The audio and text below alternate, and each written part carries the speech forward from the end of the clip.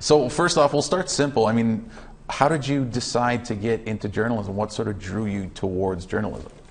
Yeah, I've been writing stories since I was like 7 years old. I remember I would like write on Microsoft Word, and I'd put in like clip art photos just to make it more like dynamic and give it visuals. And up into even my teens, I was writing articles about like serious subjects like corrective rape in the queer community and stuff like that. And so it's just always been something, using my voice, telling stories, and trying to make a difference. That's been interesting to me. So for you, why is it important for you to consider something like this a career? I don't think that there's, nearly enough queer voices, in the media, and obviously Indigenous voices either. And so for like queer, two-spirit, non-binary, trans, Indigenous, Métis voices, I think that there's definitely a market for that, and there's definitely people who want to hear, from me and from others, and I think our perspectives are really important. No, absolutely. That's really well said. And you've worked here for about 6 months now, something like that, right? So maybe what are some of the challenges you've sort of seen as you've been working here? What's that been like? Yeah. One of, I think, the most difficult challenges when I first started here was actually just like trusting myself. I've experienced a lot of discrimination growing up and being trans, and starting working here and being around other people who like support me in my gender and are using the right pronouns, and they like believe in me. It was almost hard for me to catch on to that and to accept that, and not be worried that I'm going to disappoint people.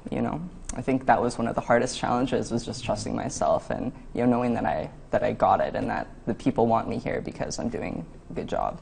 Well, you are doing a great job, and you haven't disappointed anybody here. And so while we're touching on that, what are some of the high points since you've been here? Probably the high points for me was hosting the news on Christmas Eve. Like, never thought that would be something that was going to happen to me this year or even in my life.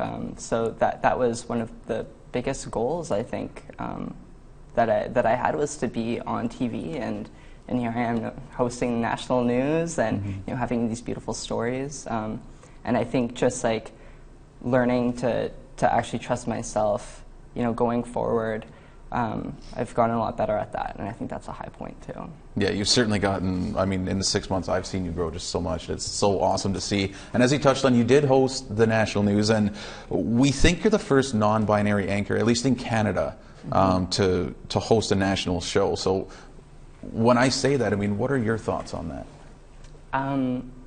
If you would have asked me 7 months ago, if I thought that I would be hosting a national news show, I'd say that's ridiculous, never. And I think that comes to obviously like my own self-confidence and stuff, but I think also just what representation is there. I think especially in newsrooms and hosting television. That's just not something that I could have envisioned as a possibility. And so I think that right there is kind of the issue. What it means to me, it means a lot, because I couldn't have thought that was possible. Well, you did a great job, and we do actually have a clip of Sav hosting that news show, so here's a little bit of that.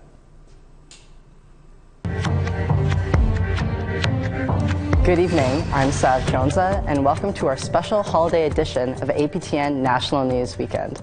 We start with an incredible story from northern BC. A 140-year-old Chilkat blanket is returning back to the Tlingit community where it once came from. While the local First Nation is rejoicing over the amazing find, it's also questioning why it has to foot the bill for a cultural item that rightfully belongs to its people. Here's Sarah Connors with that story.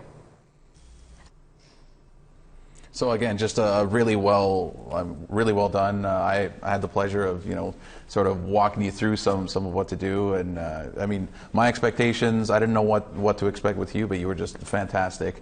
So while you hosted that and really brought yourself to the forefront to our audience, and so why does the LGBTQ2S representation matter, and especially in a newsroom?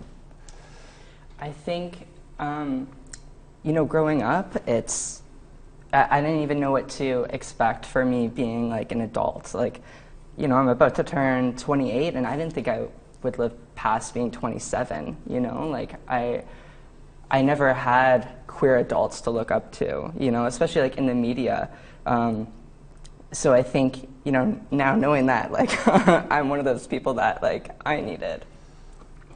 Well, I was just going to Thanks a lot. So yeah, you're in a position now where you're sort of a leader yourself, and you're sort of blazing that trail for others. And somebody who maybe was like you when you were younger they have that sort of role model to look up to. I mean, that has to mean something to you, right? Like, yeah, I want to be a good role model, and that's something that I like don't take for granted at all. Like I'm always catching myself and making sure that I believe in what I'm saying, and that I'm considerate of others, and I think that's what's important. I think within the news in general, and with representation of Indigenous people and of queer people, and it's to make sure that you're doing a good job in telling their stories. Mm-hmm.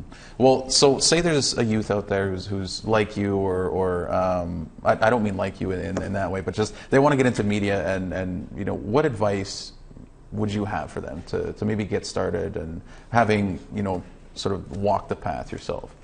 Yeah, I would say find people who support you, because working here, I felt that support from the very first day, and the people in my life, they support me so much, and I've been surrounded by people who didn't, in workspaces or in personal life, and they don't do anything to help you improve, and so I think whatever your dream is, if it's journalism or if it's being on TV or just being a really good person or whatever, just make sure that you're surrounded by support and people who love you, and they'll hold you up and they'll keep you accountable. Mm-hmm. And I think that's, and specifically with journalism, find stories in your own life that you want to tell, or stories of your family or stuff that your grandma told you, and start with those stories and see how it feels. And those personal stories, I think they're a good way to kind of measure,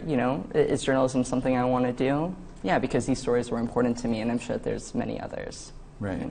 And just before we let you go, how do you think youth is going to set the agenda going forward for media? I think youth are holding media way more accountable, through social media and TikTok and whatnot. I find that youth are having higher expectations of the media realm, and so I think we're going to see a lot more diversity and proper diversity, and I think we're going to be seeing a lot more voices heard, and we're not going to see so many stereotypes on television. And I think that goes in for a lot of different marginalized people. That's been such an issue, I think, ever since television first started. And I think that's something that really our youth are trying to change, is those stereotypes and making sure that people are represented properly and people are seen. Right, absolutely. Well, Sav, I think we'll leave our conversation there for now. Obviously, we're not going to end the conversation like this, but we'll leave it there for now. I want to thank you so much for coming on and sharing a bit of your story and a bit of what you do, and keep up the good work. I mean, you're doing so well here, so certainly look forward to seeing what you do moving forward. Thanks. Thank you, Daryl.